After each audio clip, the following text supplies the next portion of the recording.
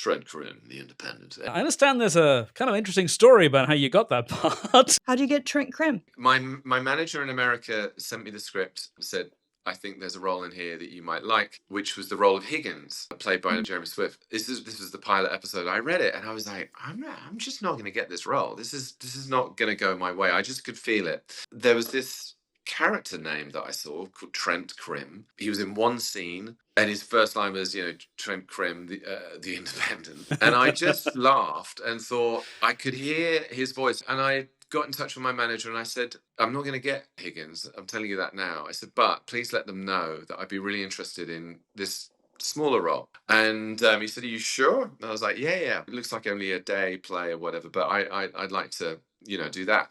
Anyway, didn't hear anything for about 6 months. And then they got in touch and I got an audition and I went and I put it down on tape with the casting director. And I just sort of knew that I had to kind of like pin her to the back wall with the way that he delivers this sort of preposterously sort of arrogant kind of tone. Just that self-assuredness that only certain Brits can sort of pull off. Will self-assured.